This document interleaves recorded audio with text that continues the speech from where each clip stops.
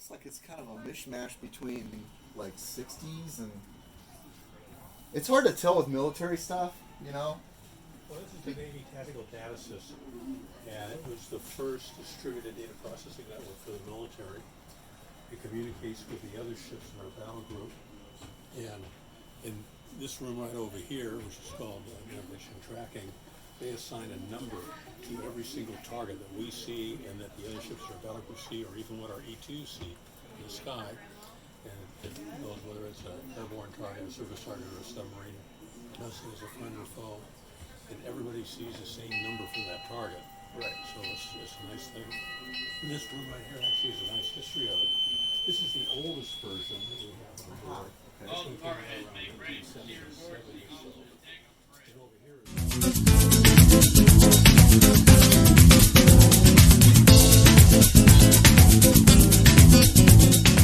Beery Good Entertainment is brought to you by Good Vibrations, promoting an open attitude toward sexual health and pleasure since 1977. If you would like to support Beery Good Entertainment, please click on one of our affiliate links at lololaracy.com or sorcererzero.com/podcast.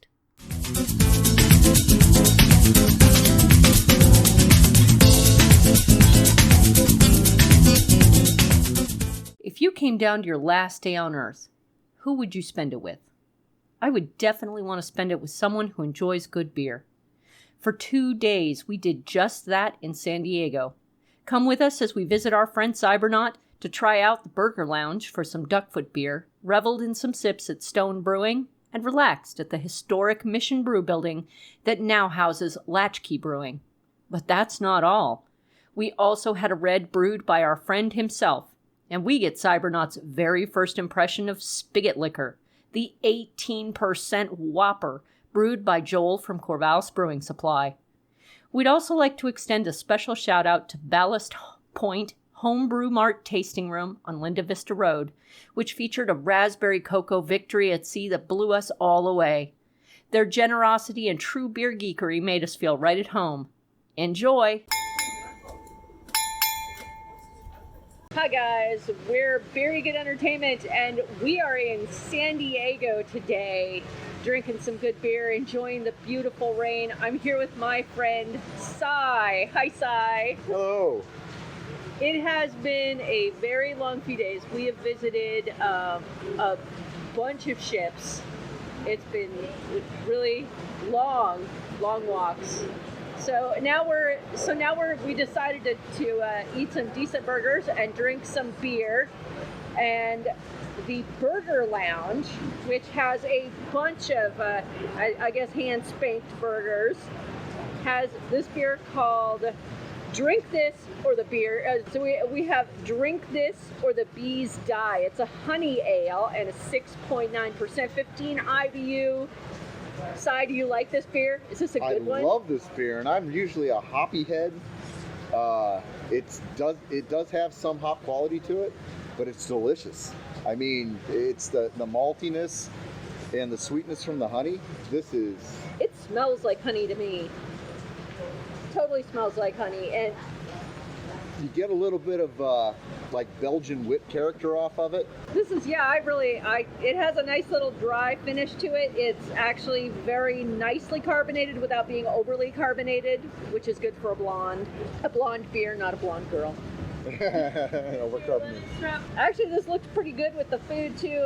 Crispy chicken sandwiches, and I've got a classic with bacon, lettuce wrap. I'd give this out of a 5. I'd definitely give this at least 3.5, 3.75. I always do my beers on 10s. So out of 10, where would I put this? Let's see. We're definitely an 8, 8.4. 8.4. I'd give it an 8.4. I would drink this over a lot of other hoppy beers that I do like. That is surprising, knowing how much you love hops. Yeah, I don't mind malts. Yeah. I just find a lot of malty beers very sweet, cloying. You get tired of them. I think I could actually I could crush this. and at 6.9%, I shouldn't. So definitely a crushable acceptance. Well, yeah, look at Che. He's already down to like a third of a beer. I'm about at a half. You've been talking all this time and not enjoying it, so. Well, I think I'm going to enjoy it with some food now. Yeah.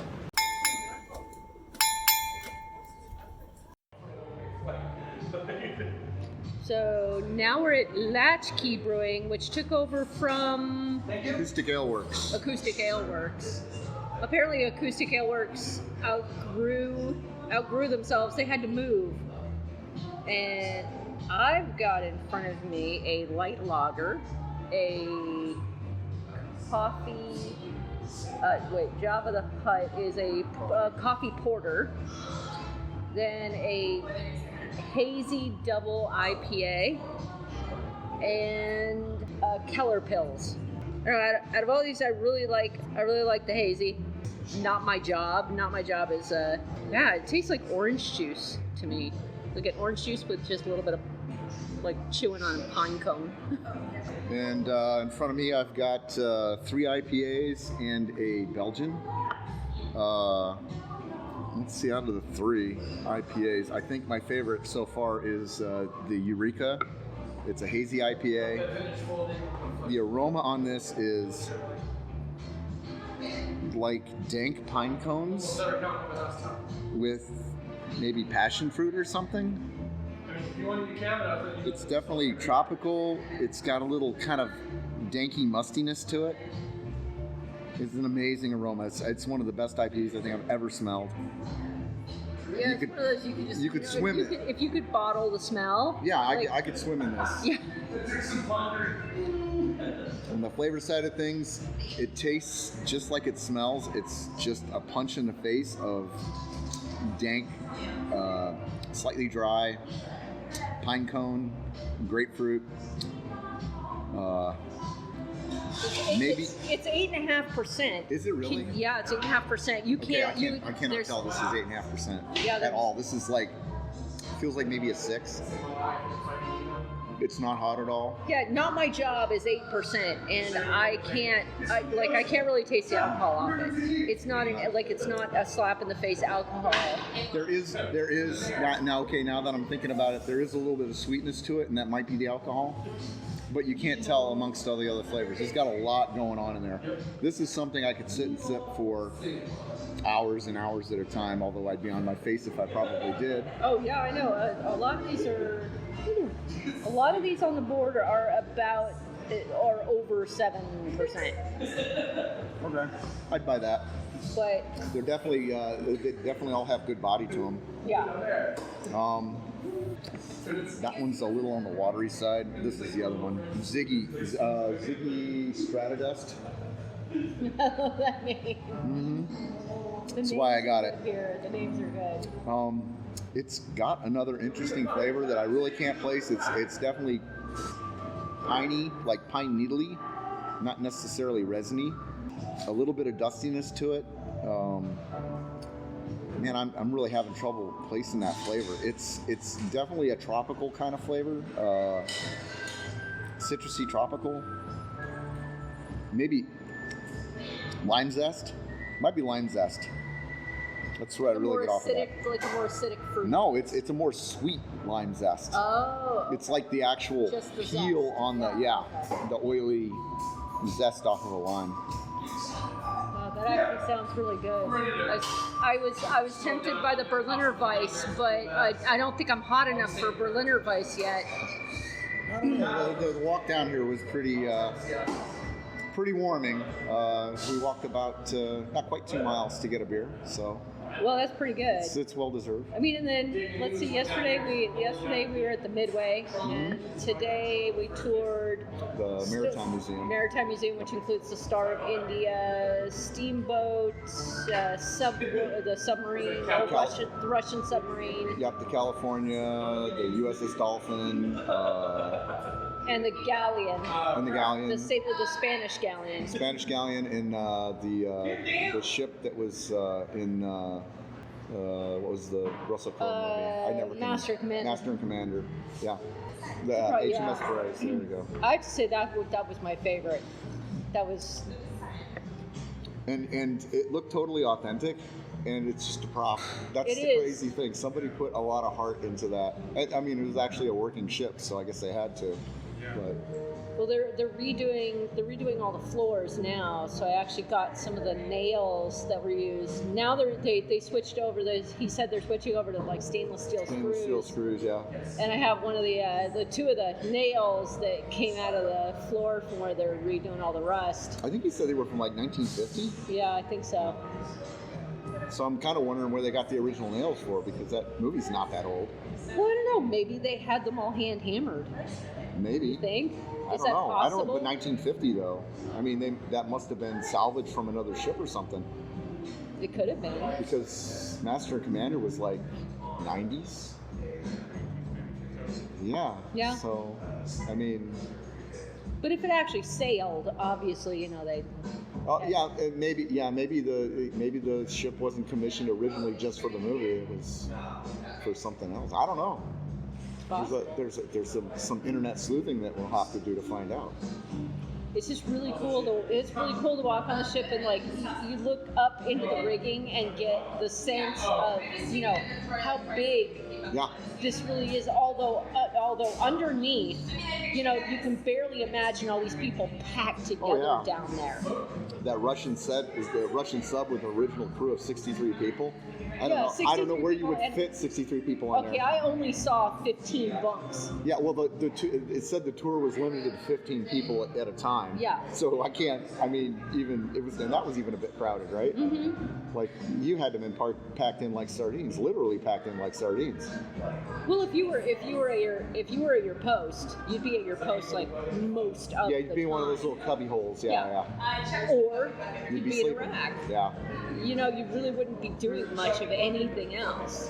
Not a whole lot of anything else. Drinking beer, probably not smoking cigarettes because definitely beer, because in the dry goods area we definitely saw beer bottles. Lots of beer. Plenty of it. They kept those boys happy.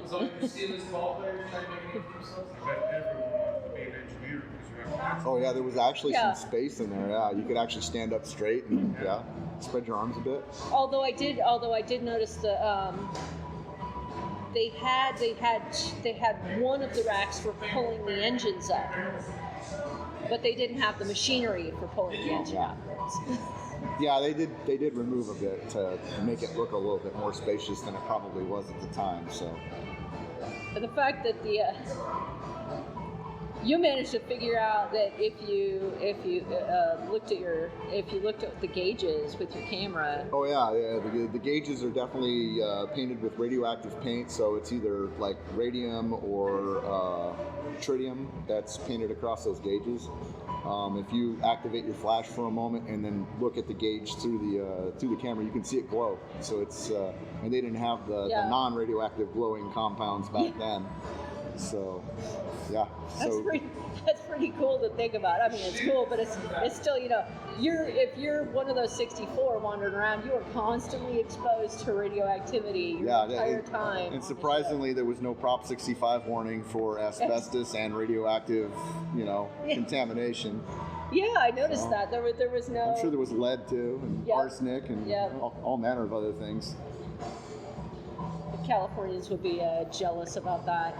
But if you happen to be in the area, you should go check out the Maritime Museum, because that Russian sub isn't going to last much longer. She's rusting. She's ready to scuttle herself. Yeah, she's rusting away. It's really sad when you walk outside and you notice like chunks are coming off of her. I'm kind of hoping that some museum somewhere is going to yank her out of the water and preserve her on dry land. At least as far as the interior goes.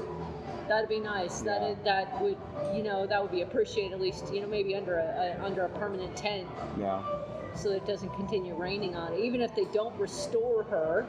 Yeah, at least you got under a tent. Yeah. Yeah, if you got the inside you can tour. I mean, I know they've done that in a couple. I've been in a couple museums where they've got like a submarine, but it's just like a tour of the submarine, and you're actually in like the core of the submarine, but the outside's not there anymore. Yeah. It's just like you walk through this door and now you're going through the submarine. Well, they've got a pretty good atmosphere going on inside the submarine, because they start in the beginning. They show you a video of of an actual scenario that happened, and then as you walk through the submarine, it continues, and there are flashing lights and, you know, all the sounds that you'd hear, and pretty amazing. And this is the actual submarine that it was nuclear capable torpedo submarine during the Bay of Pigs. Yeah. So during the Cuban Missile Crisis, essentially. So I mean, what happened on this submarine could have potentially been World War III, and we somehow narrowly avoided that. Avoided it. Yeah. I think they opened it up for I'll pick it up. I really like these. I really like these beers. I think I'm a little less than impressed with the light lager. The 1915 is okay. But It's probably just fine on its own, but against the backing of the other thicker, heavier beers, it's probably that's true. feels But I watery, mean, I tried the 1915 Right. on its own. I guess I'd really need to try it in its you know, premier capacity. You know, the hot dog. The Monk Belgian Double, it pales in comparison to the one that we had yesterday. I don't remember the name of it. Was flat. It was at Stone. It was Stone's double Belgian with cherries. With cherries. It was so good, so good. It was absolutely fantastic. Yeah, maybe after this we'll walk back there and get some more of that. It's only a 2 more mile walk. It's only 2 more miles. Yeah, 2 miles back.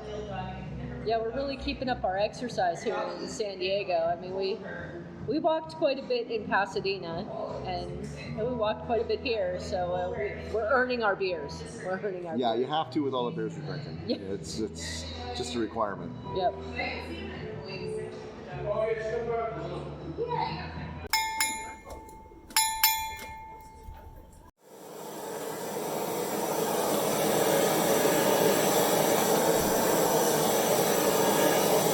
Really, a steering thing is just let's keep it moving, let it get hot,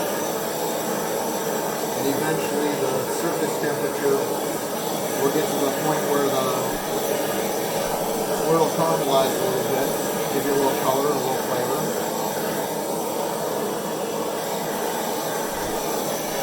But you could just as easily do it on a hot open flame grill. Oh yeah, no, I've done that before. That's totally.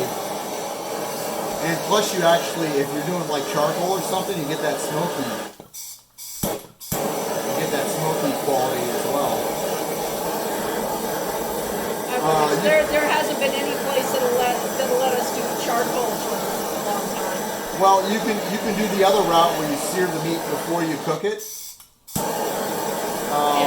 But I think you lose a little bit of I don't know, crispness. Texture. Yeah. The main thing is you want to make sure you pat it dry before you try to sear it, because you're not going to get it seared if you're fighting moisture evaporation. I guess this is totally a normal thing for my family. And, oh, hey, you're here. This is change from. Can somebody grab me a fork?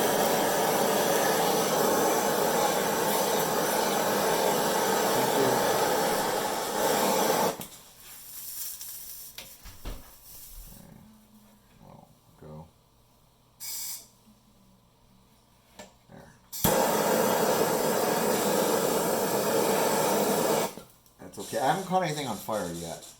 Just making sure. I've tried. It's not something, it's fraught with danger, but, I actually recommend, so you can get 2 different cans. You can get the MAP gas, or you can get straight up propane. I think the MAP gas gives you a much better sear. It runs a lot hotter. And you get less of a band. So, when you cook, normally when you cook a steak, you get a band where, like, the center's done, and then the outside is kind of a little gray. Yeah. You get less of that with a really high heat sear, because the meat's already cooked all the way through to the temperature that you want. at 138, which is, it's kind of on the high end of rare. So it's actually really probably closer to a medium rare, but it's definitely going to be a bit bloody. I think it's probably pretty, for me it's pretty close to perfectly done. I do know people that cook these at like 125, 135. 125 is way below the guidelines for safe food. Yeah, so I'm like, I don't know. I think we're just about there. Got a nice sear on that end.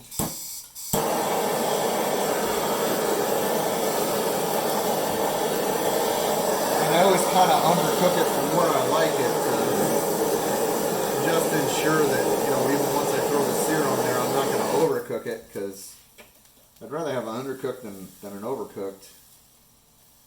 I think we're about there. I think I'm going to call that. That's good. So that's the steak. Let's get a board and a knife, and let's carve this puppy up and see what we're doing. So you definitely want a good knife, and you definitely want a sharp knife.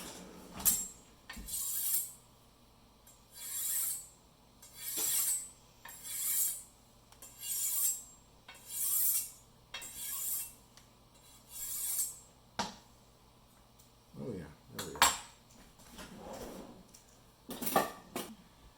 Let's start with this guy, because he's going to be the easiest.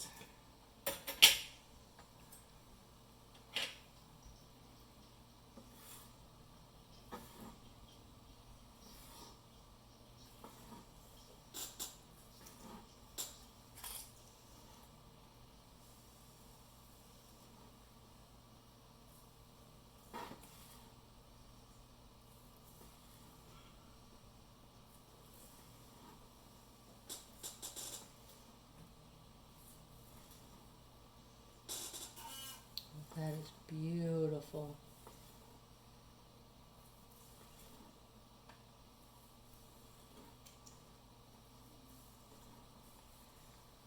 So you get a little bit of purge out of it, and then you'll notice the purge is a little watery. It's not really straight up blood looking scariness, because a lot of people will shy away from the bloody. But it's definitely right at the perfect stage, in my opinion. I probably should have waited a good 5 or 10 minutes to cut into this, because juices are just flowing. For the other piece, a few moments to settle in. I say that, but if you got a few pieces of bread. Huh? They Oh, say yeah, that, the but you know, if you got a few pieces of bread, you stick them on the, you know, clear away the meat and stick the bread on there. Toast it up just a little bit. Yeah, It's lovely. We're off in South Park here. Hold on. Yeah, I hope you guys like steak. Steak okay with you guys? Mm-hmm. Yeah, you sure? You're alright with that? You alright with that? And then no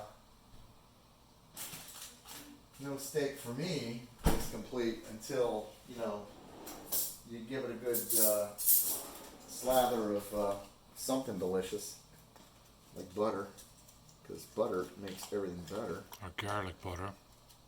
It's the good bear. Yeah. That's the Farmer's Reserve.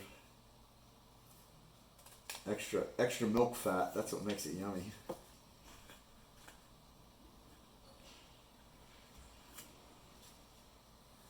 Just kind of lay those guys in here.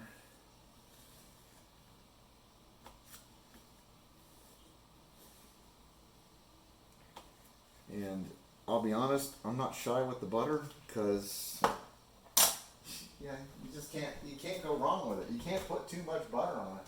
Kind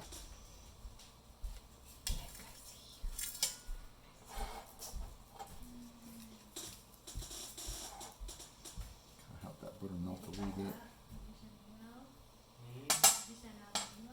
And of course the key to these is figuring out which way your grain runs. You always want to cut it across the grain. Okay.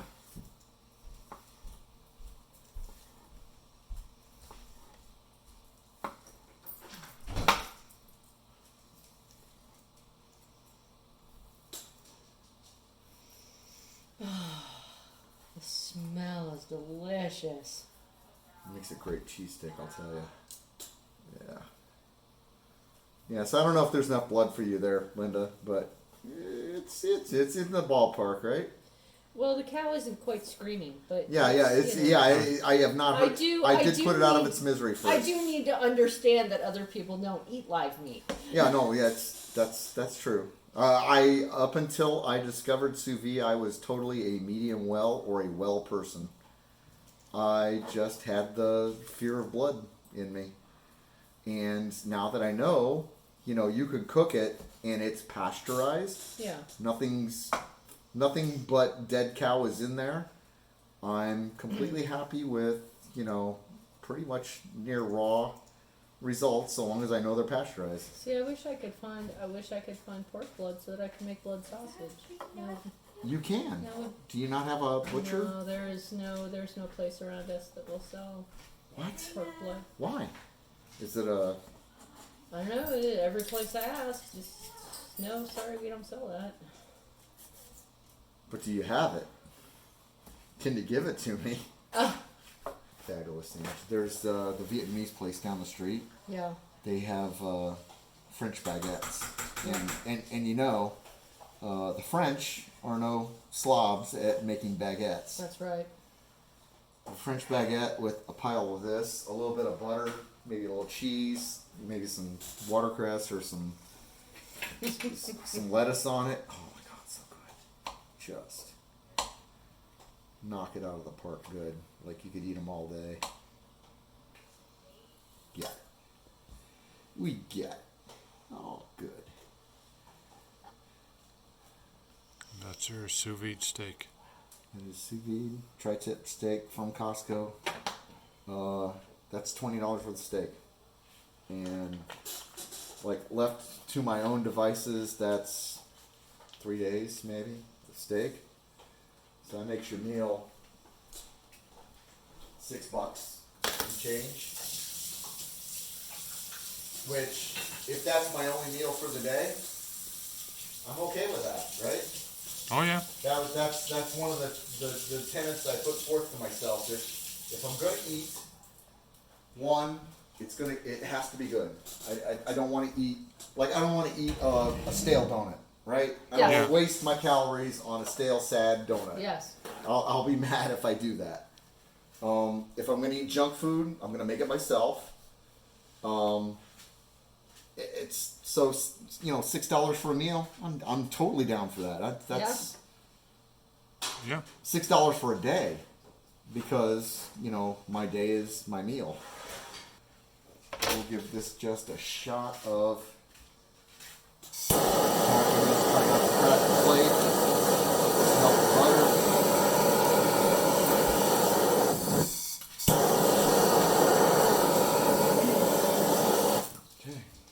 Shot of, oh my God, it is butter. Yep, it totally is butter. 100% butter. That's when I was at no margarine here.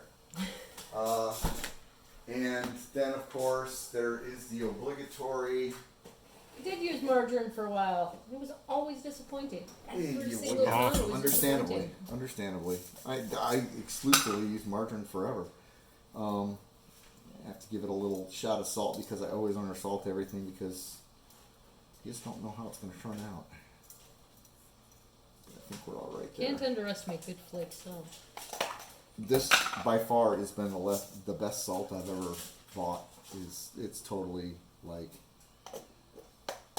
and I don't know if it's like to me the flavor of the salt's different. It's It is. more robust, but I think it's actually the texture of the salt that does it. Okay, so let's make a complete safe weapon here. Okay, and we're ready to eat.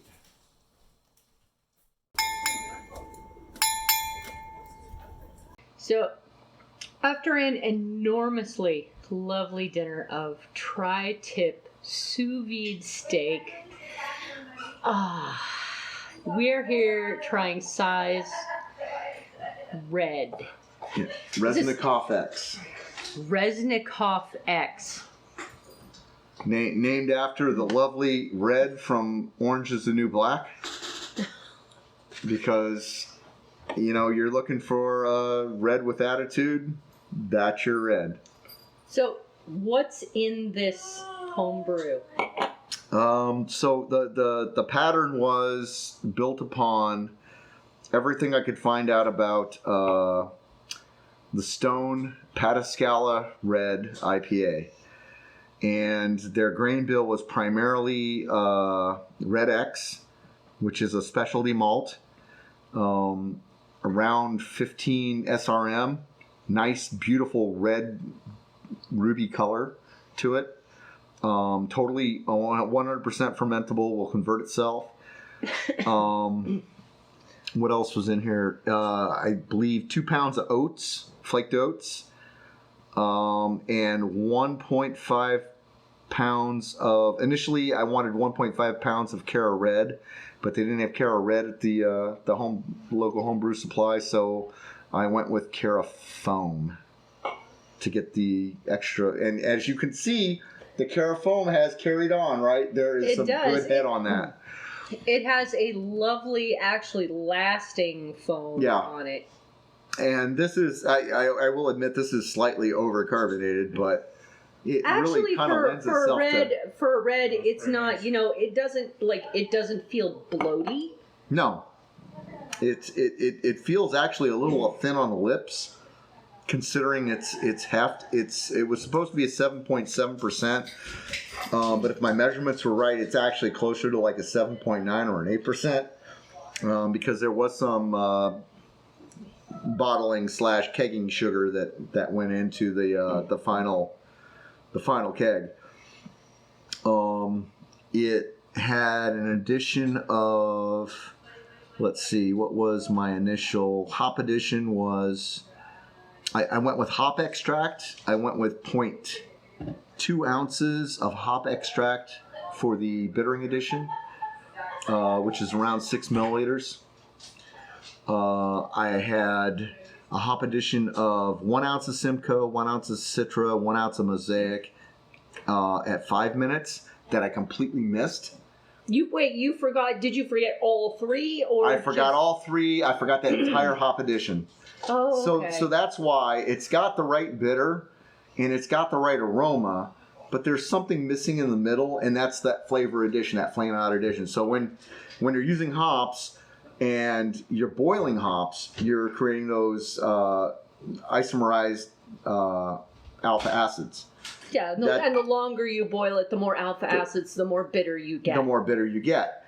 If you introduce your hops towards flame out or in the range of around 180 down to about 150 degrees, you primarily just extract hop oils, which contribute mainly to flavor. Mm-hmm. Miss that entire addition. So that entire addition, and I tried to make up for it with a hop tea. So I made a hop tea of 1 ounce, 1 ounce, 1 ounce, and I scooped out some wort, put it in a gallon tub, and not boiled it, but brought it up to 180 degrees, held it for like 15 minutes, and poured it back into the wort. But I don't think it was the same as doing that 5-minute flame out addition or 5-minute to flame out addition. So I think you're missing a lot of flavors in this that should be there. But as a beer, I don't think it's a horrible beer. I just think it's a beer that could be better. You know? So anyway, you do the flame out, you pitch. This was USO5, fermented a week. And from the fermenter, once that looked like it was about done after about a week, transferred to secondary. In secondary, dry hop, it was a crazy amount of hops actually. It was 4 ounces of Mosaic, 4 ounces of Citra, 4 ounces of Simcoe. So that's like 3/4 pound of dry hops. And that was whole dry hops? Pelletized. Pelletized. Oh, okay. Pelletized dry hops into the secondary, and then that sat for a week, and it was also capped with a spunding valve to. The theory behind that is you don't want the hop aromas to escape during fermentation. Yeah. So you cap it and you set it on a spunding valve. Set your spunding valve to about 30 psi, and you know when all of your ferment is done because there's a few points left in the ferment. You know it's done when the pressure stops rising. So if it, and this one stopped at about 2022. So at that point, it goes into the fridge, cold crash. That drops the pressure down to like almost 5 psi. You put it on CO2, bring it up to about 20 psi, and just let it set with 20 psi for another week or so. And then, let's see, we did this January 31st, February 1st, 2nd, somewhere in there. And where are we at now? We're March something. 9th, 8th, 9th, 10th. So we're 10th, like March 10th. we're like 5 weeks. Yeah. Yeah, so we're like 5 weeks in. I really think this beer might actually get better in the next couple of weeks. It's still clearing. It's still very hazy. It is very hazy. It's heavily dry hop though. It's not quite red. It's not quite. It's definitely brown. amber. It is an amber. Yeah. It's a hazy amber. The aroma is lovely. Yeah, I know. It's bonkers, but The aroma is filled with lovely, with malt, with grain, with lemon. lemon. I would say even brown sugar. Yeah, maybe. Yeah, on the malty end, yeah. There's an underlying ester that's in there. I don't know what it is, and I don't know. I mean, the ferment actually went pretty like by the book because in San Diego during those days it was like, Yeah. Yeah, I don't have my temperatures here. The brew target ate it. If memory serves, 65 to 68 degrees. So it was, That's well pretty within the good. range Yeah, of USO5. USO5 will happily ferment with that with no off flavors. But there is some kind of estery quality. It's not really a banana. It's a bit fruity. I don't know what it's plum maybe. This is something. It's something I recognize from Belgium, but I can't place it like not a Belgian double, a dark Belgian. Like a dark Belgian. Yeah, there's like a fruity ester in there that you would get out of a dark, maybe raisin. Is that raisin? Maybe raisin, maybe a little bit of plum. Yeah, it's like maybe a grapey raisin, a more sour raisin. So yeah, there's an aroma in there that I didn't expect from the hop that I put in there. But again, No, I'm tasting plenty of malt, which is perfect for a red. yeah, it's got a good malt backer. I actually get a little bit. I'm still getting a little bit of chocolate somehow from all that. And Red X, like when I was brewing this, the aroma coming off the malt was just amazeballs. You would just knock yourself over trying to get like a taste of the wort from the smell. Because it's like walking into a bakery and you smell the bread baking. Yeah. But the Red X really has an amazing aroma when it's doing its thing in the boil and in the mashing steps. And only a little bit of that carried over. It's really changed a lot. I think the yeast changed a lot of that. I mean, like I said, I get a little of those dark chocolate, powdery notes, but it's faint. There's But it's a very good red. Now, is it possible maybe adding some spices to this? Yes, this was the epiphany that we came to yesterday. Linda, Che, or myself, I don't even know who thought of this, but wow, what a great idea.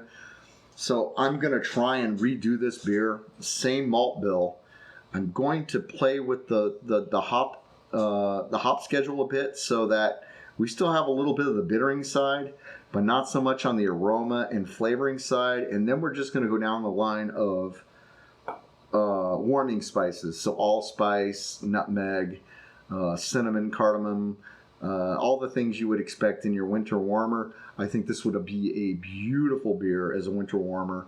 And look at the head on that, with just a little swirl. Mm-hmm. I mean, it really just wants to be beer. It does. Yeah. It is. And I'm thinking, with the little bit of warming spice in there, that is just going to pop right out of the glass. It is a very happy little beer. Yeah. It almost tastes like it was on nitro. And I don't know. It is very smooth. The and head totally screams. And it's, I mean, like right now it's running at, I think, what would we say, 18 psi? Yeah. So yeah, 18 psi, which is a little bit above serving pressure, but it totally does not feel like it's overcarbed at all. That's tomorrow's dinner. Second round. Yeah. No. I think this. I do taste the missing hop element. Yeah, there's definitely a middle. But it's not not. there. It is not a disappointment. It's not a disappointment. It is for me because it's not the target I was shooting for. But that being said, I wouldn't kick this out of bed. It's definitely a beer. It's definitely a beer I can drink, and there's nothing about it I'm angry about. Mm-hmm. Like there's nothing in it that screams this is wrong. So I'm perfectly happy to enjoy it as is. And it's just one of those little brewing happy accidents. It came out okay despite a few errors. And that's actually my goal with brewing is to have one single brew day where not a single thing goes wrong. So I'll be brewing for a very, very long time. Because as you know, it doesn't matter how well you plan, how many notes you make. Something is not going to go. Yeah, your pH is going to be off, or something. You forget to take a reading, or something will inevitably always go wrong with a brew day, and that's just that's the art of brewing, is you have to be able to adjust and compensate, or adjust and improve on those mistakes to create something that's palatable and enjoyable for other people. So, absolutely. Well, I'll definitely be looking forward to the bottled winter warmer. The bottled winter warmer, which I'm absolutely sure next year you're going to send to me. Santa's Little Warmer. Santa's Little Warmer. Yes. I've already got the name. I was thinking of that when we were down in the bottle shop. I was like, Santa's Little Warmer is a good name. Well, it totally highlights the importance of paying attention to your hop schedule. And it's such an easy one to screw up. It is. Especially if you have multiple hop additions, it's very easy to forget. Oh yeah. Just one, just two. Yeah. Or the whole end. Or you get to the end of your brew day and you see the little thing there. Yeah, you see that has all this hop sitting in. You're going, wait, what? Wait, why is that for? Yeah, I measured that out, and because as you know, people, to make beer you have to drink beer, and once you've drank enough beer, sometimes you really can't make beer. Part of the game. Except that this beer turned out to be good beer. It's not sad. Okay, yesterday it was hovering between okay beer and good beer. Today it's actually good beer. Nah, I still think it needs like another week. Another week before it's good beer? Well, another week before I know if it's good beer. That's the thing. But you are far more picky than I am about your own beer. Well, about my own beer, yes. I don't know if I'm far more picky about beer in general, but I will definitely say, about my own beer. I'm critical. You have to be critical about your own beer. I mean, when you cook and you make a mistake when you're cooking, You have to recognize your mistake. You have to see what that mistake, how that mistake impacted the food that you're putting out. Yep. And then you have to adjust, like your future things, to not either not make that mistake or make that mistake in such a way that it doesn't impact the outcome. And in this case, I don't know how I can adjust. I think I just need to I need to pay more attention. You know, it's too easy to set the kettle for, you know, X number of minutes and walk away, go do something. That's the worst part is, you know, you're doing your boil and your boil's going to be going for 60 or 90 minutes or whatever it is. It's too easy to set the timer and just go do something else. And forget that you have, oh wait, I have hop additions at, you know, 15 minutes and 5 minutes and flame out. And then you walk back in and you're like, beep, beep, beep. Oh, it's done. Beer's done. Get it out. Get it cooled.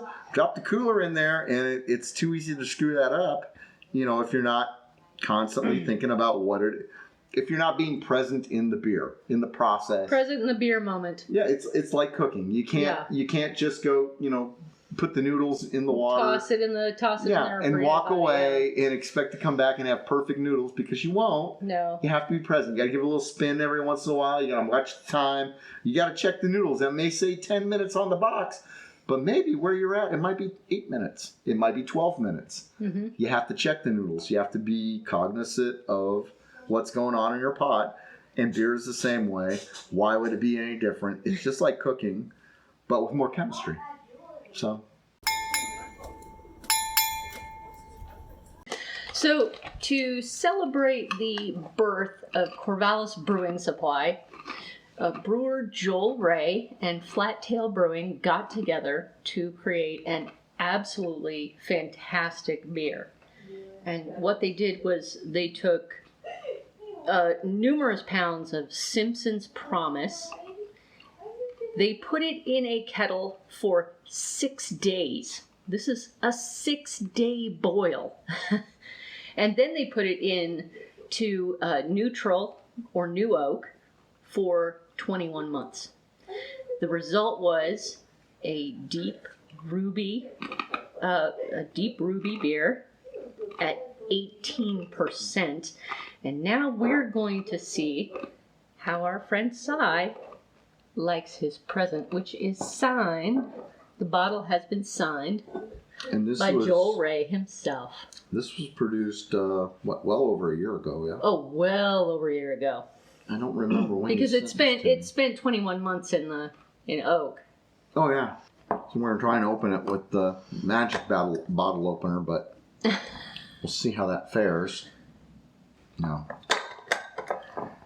It's kind of, there it goes. Oh, there it goes. Okay. There we go. Okay. Oh, yeah. That's some victory at sea going on in there. There's some definite. Now this is so strong in Oregon that they will only pour you a 1 ounce pour at a time at Flat Tail. They probably won't even pour you a pour here, because today I was told a 10% beer. You cannot buy a 1 pint of 10% beer here. So they have to meter it out. Thank you much. This is actually, it looks like it's darkened over time. It looks like it's darkened from ruby to a deeper... There's smoke. Deeper brown. There's smoke. Smoke on the water. And fire in the sky. So aromas I get a lot of smoke. I don't know why I'm getting smoke. Was that barrel time? Well, the barrel is an absolutely neutral barrel, like brand new oak. So there is no smoke coming off the oak. So it's not charred at all. It's just oak. It could be coming from the extended boil. Could be. There's definitely some smoky, like barbecue, almost. So for those who are listening, hickory. this is essentially they made a blonde ale. This is not blonde ale. They originally made a blonde ale, and then they kept it in the boil. They just kept it in the boil for 6 whole days. Yeah, normally a boil is like an hour. They made a blonde ale until it was a brunette. Exactly. That's what they did. That's exactly that's what totally they did. a brunette. They broke the rules. And I see where you're saying red, because if you hold it right up to the light, just at the right angle, where you can see through it, like you're going to get total red. That's like ruby red. That's the color I was going with my beer, and I did not get it. So I just need to boil it longer, apparently. Like 16 hours longer. If you can keep it, Stay awake that long? Yeah. The smell is amazing. There's definitely notes of vanilla. There's caramel. I still get a lot of smokiness off of it. Oaky. There's definitely a boozy quality to this. You know, like I just caught the hot end of it.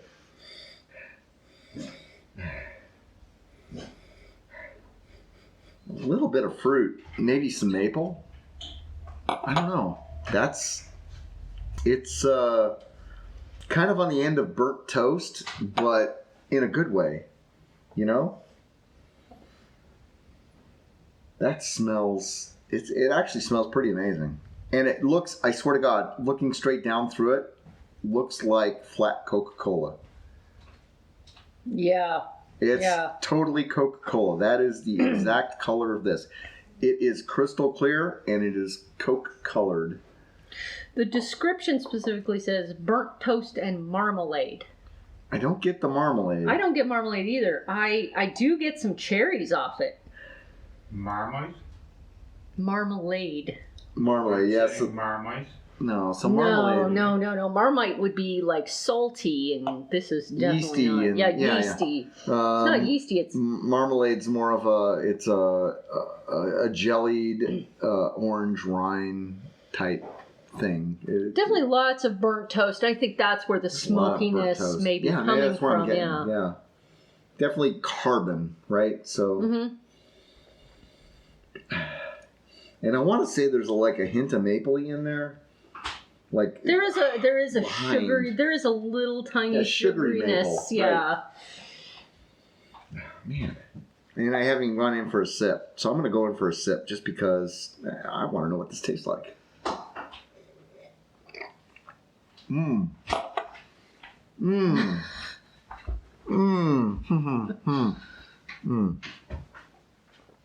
Oh my. Okay, where do we go with this? That was one that was too big of a sip. That was more of a not a gulp, but it was a mouthful, and I really should have gone with a sip. There's a lot going on this. There's a tang to it. Maybe that's the marmalade. Like, I love that tang. That tang is delicious. But then there's a smoky backer, almost slightly chocolatey bit to it, but not really like down the chocolate trail. It's like almost a chocolate orange. There's where you need to go. It's more orange on the edges. Yeah, it's more orange than chocolate. It's more orange than chocolate. It's more like an orange chocolate rather than a chocolate orange, right? Yeah. Oh, I could see how that could just go right down. I mean, it's almost like way too easy, right? It's almost like there's But I don't want to make this sound wrong, but there's a, and maybe it's Robitussin. I don't know. There's almost a cough medicine out there that's very flavorful and delicious, and it tastes like you could just drink it right on up. And this is on the verge of that. It's very sugary. It's thick. It's got a great, smooth, luscious mouthfeel. But the flavors are not the Robitussin on the Robitussin side. It's more. It's that slight tart, that sweet backer. There's some smokiness to it. Oh man. I don't know. I could easily use this for cough syrup, and at 18%. Well, it almost is, yeah. At 18%, man. If you've got a cough, you're not going to notice it. No, you're not going to notice after a while. I even get a little, like maybe toasted marshmallow off of this. It's just like the edge of it. Just the edge. The blackened edge of a toasted marshmallow is what I'm getting.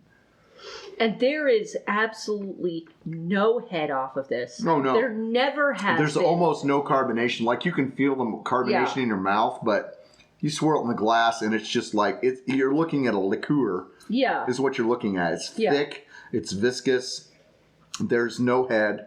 There's no carbonation. That's okay because that is how it was intended. Yeah, that's 100% totally okay because what goes in your mouth, there's a little bit of carbonic acid flavor. Like you get the prickles on your tongue, even though it's not really foaming. I love the back of the tongue action. Yeah, back in here, back behind your cheek. Yeah. Yeah. That's that little tang I was talking about. Mm-hmm. And I mean, if that's orange, it's really hard to place these flavors. This is actually a very, very, very unique brew, and I understand the cost that might be involved with heating your wort for 16 hours. But oh my God, if you can do that, not 16 hours. 6 days. Oh, I'm sorry. Yeah. I'm sorry. days. For 6 days, same issue, except even worse. Heating your wort for 6 days at a boil. I can understand the costs that are involved in that. There's gas, there's power, there's whatever, there's manpower. But man, they should really make more of this and they should, quite honestly, bottle it. Maybe either in a smaller bottle, like the little individual, like airplane size, for individual consumption, or the big bottle for the party consumption. What's odd is I don't think they're allowed to do either of those in Oregon. Oh, that's a sad I think thing. this very small bottle, like they're pressing the limits of legality with a 12-ounce bottle. Is it 12? I think it's 12. It looks like 12. And if you get it, if you had gotten it a flat tail, you would have gotten an ounce at a time. My God, that's good though. I mean, and the flavor is more on the tart, fruity side than it is actually the darker, malty, toasty side. But the aroma makes up for that because the aroma is on the other end of it. So you got the flavor that's kind of fruity and tart. And then you've got the aroma that's smoky and sweet, and they just kind of meld together in your mouth as you're drinking. And it's like, wow, this is an amazeballs beer. This is something should be made. This should be a one-off once a year that people come from thousands of miles around just to pick up a bottle of. This is probably a 100, a 10 out of 10 beer. There's not very many of them out there. There's a few, but this is definitely one of those. So do you think the interesting challenge and the interesting nature of the beer was totally worth worth brewing? I don't know how, so if from a technical standpoint, if you had to make this beer and you had no idea how it was made, I think you would be incredibly pressed to come up with innovative ways to produce those flavors at those concentrations, at that thickness, at that mouthfeel, at that ABV. Fermentation's a problem at that ABV, right? Like there are so many technical issues with this beer, and they seem to have all overcome it and produced a superior product. I think any brewer that was faced with, here, make me this, would be hard pressed to make. I mean, just to figure it out and to come up with it's kind of a novel idea to boil your wort that long. We all know that, when you boil your wort, if you boil it long enough, you'll lose some volume to the water, water loss, but you'll also create some caramelization, Maillard reactions with those sugars. I don't know how many brewers would figure out that that's what all that smokiness is in there, because the malt bill you listed off to me was they're like pale malts. There's not. It is, and that's what it looked like in the beginning, was just a plain blonde. Yeah, it's totally like Coca-Cola. I would go get a bottle of Coke right now and hold it up to the light.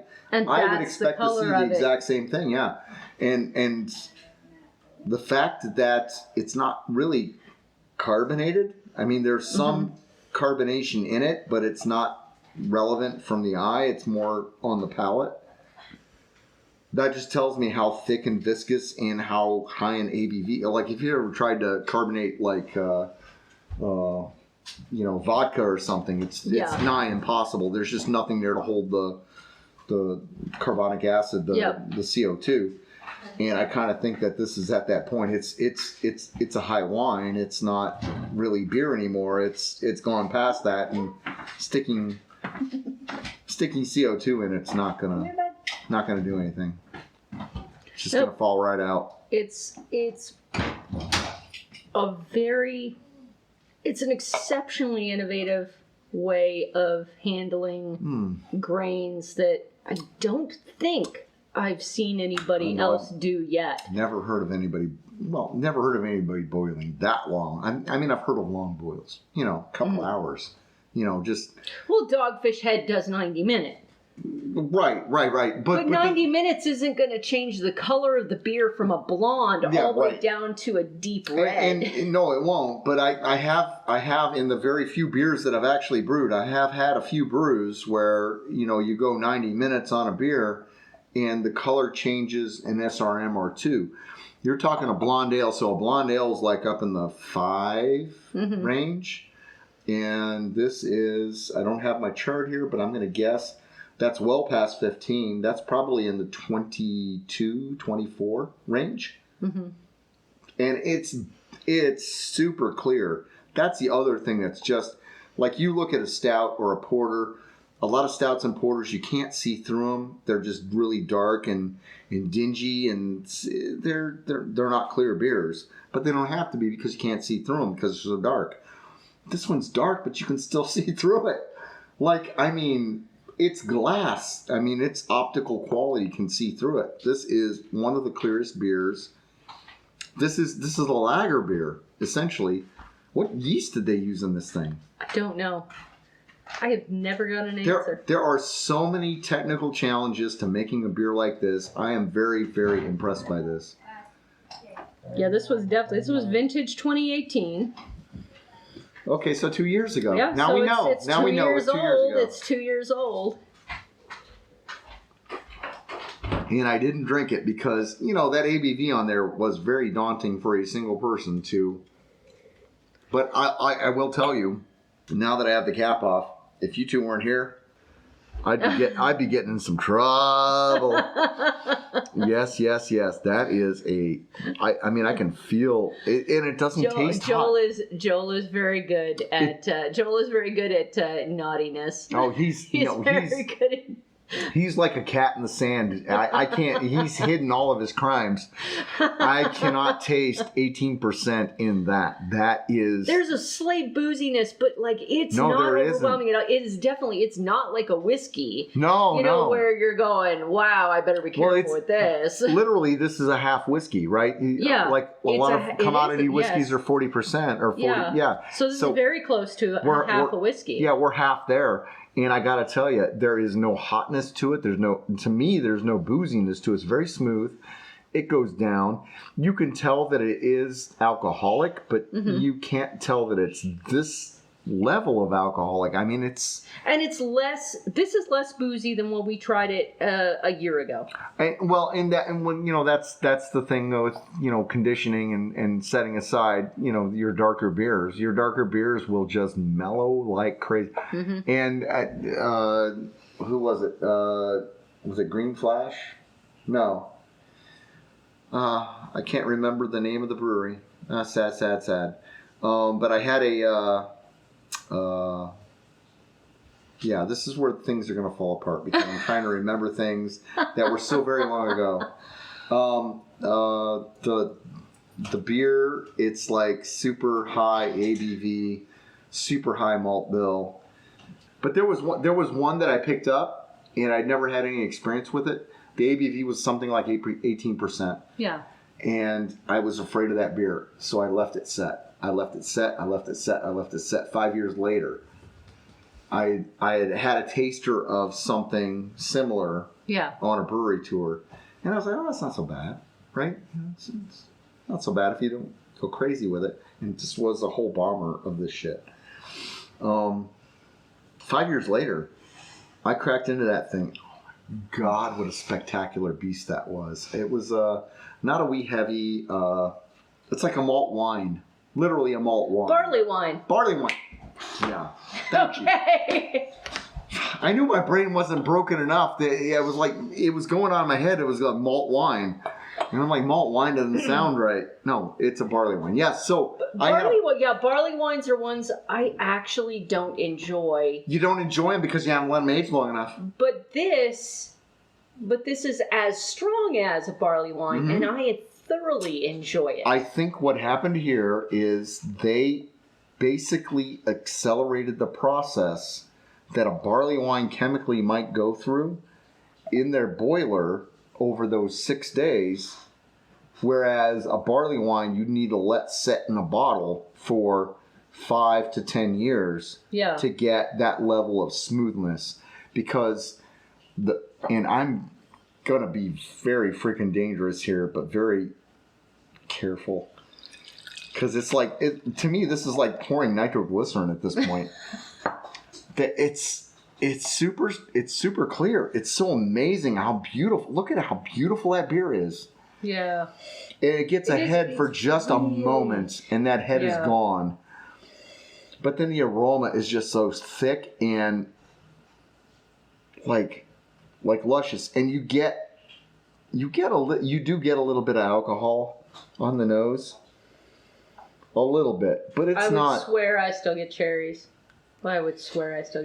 Like fermented cherries, maybe. Yeah. I'd buy off on fermented cherries, because there's that little tang to it. There's a little smokiness, a little chocolate, although on even the a tip, little coffee. on the tip of my tongue, I get a little bit of orange. I do get the orange. I totally get the orange. That's that tart, that the beginning. The texture could remind me of marmalade. It's that, It's thick. It's that rich. Yeah, it's rich. It's thick. It coats your tongue. It coats your mouth. Yep. It's like actually not marmalade. Maybe a marmalade. Maybe a marmalade. Marmalade. Maybe a marmalade candy. Ooh, yeah, right. marmalade It's very candy-like. Yes, it's very sweet. candy-like. It's not cloying.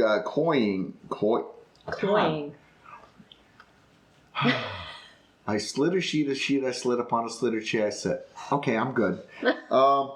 It's not cloying. Guys, I can't do it. It's not cloying.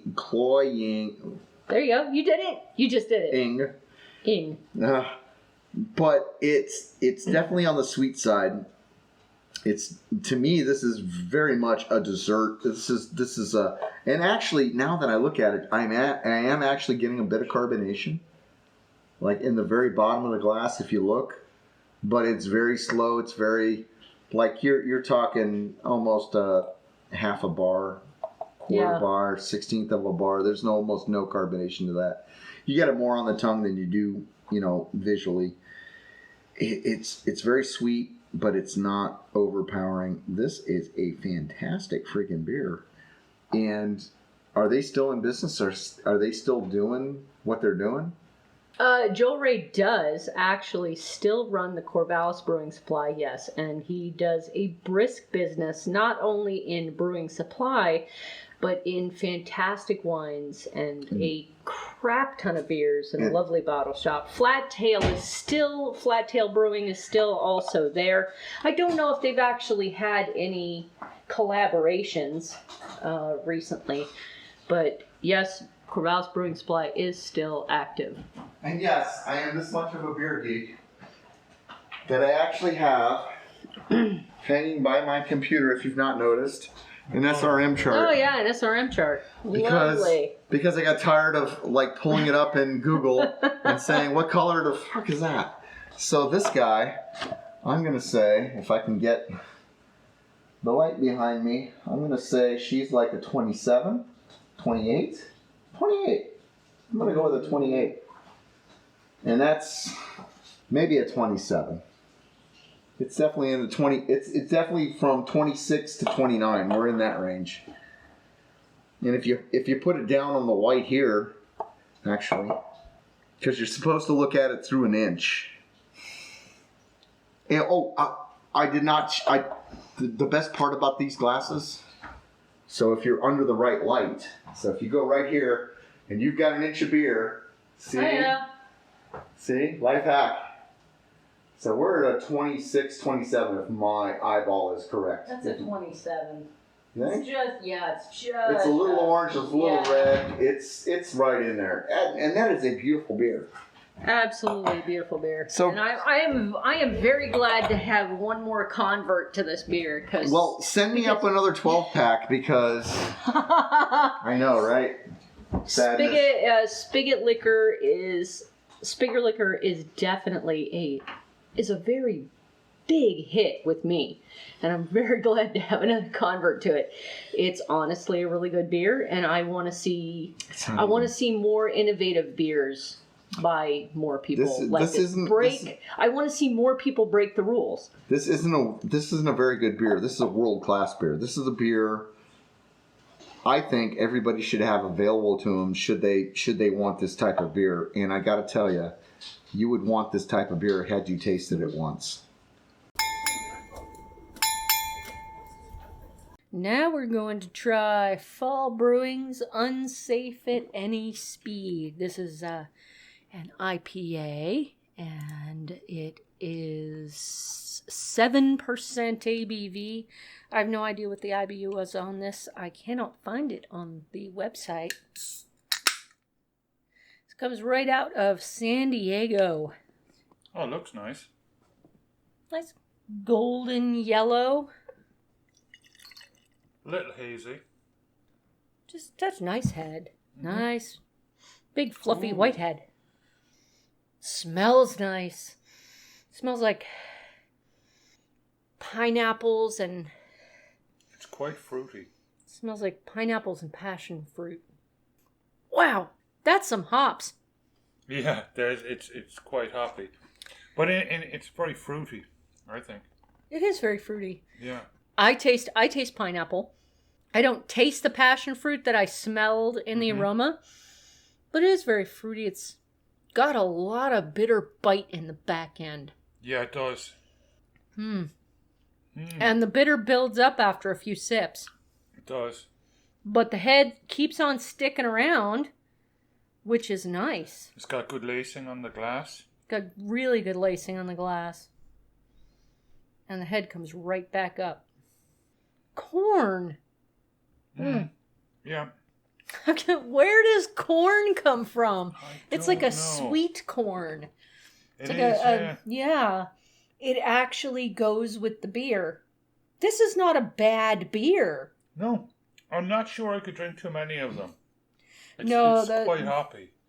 I can see why Sy Bernot would like a beer like this. Yeah, he really he's enjoys. He's definitely a hophead.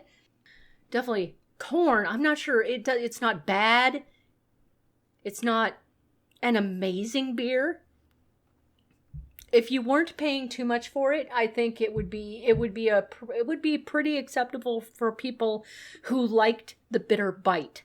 Yeah, I mean, if you're a fan of IPAs, you're going to absolutely love this beer. Yeah.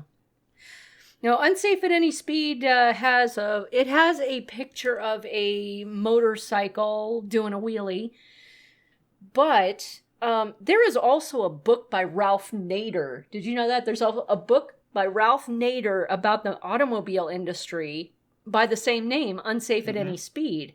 And it really does look like the same font was used. I don't know if there's a connection. I don't know. There might be. I mean, it does have a motorcycle on it. Yeah. And like you said, the font is the same. Yeah, the font is the same. So there might be a connection there. Maybe if anybody from Fall Brewing could let us know, that'd be really great. But I will enjoy this. I think this is an enjoyable one for me. It is, and this would go, I think, very well with one of Sy's steak dinners. Oh yes. Yeah. Oh, actually, I think this would go even better with his pizza. Oh yeah. This with like a tomato sauce and lots of cheese. And the sausage, that spicy sausage he likes to put on. He likes to put on pizza. Yeah. That'd be pretty This would be well perfect, worth it. yeah. I think this was actually a good beer, and thank you so much, Sy Bernot, for sending us home with it. Yeah, cheers, dude. Yeah, cheers. We hope you enjoyed listening to our jaunt in Southern California. If you'd like to listen to more of our beer adventures, you can find us on your favorite podcatcher or chat with us on Twitter and MeWe under @BeeryGE. Cheers!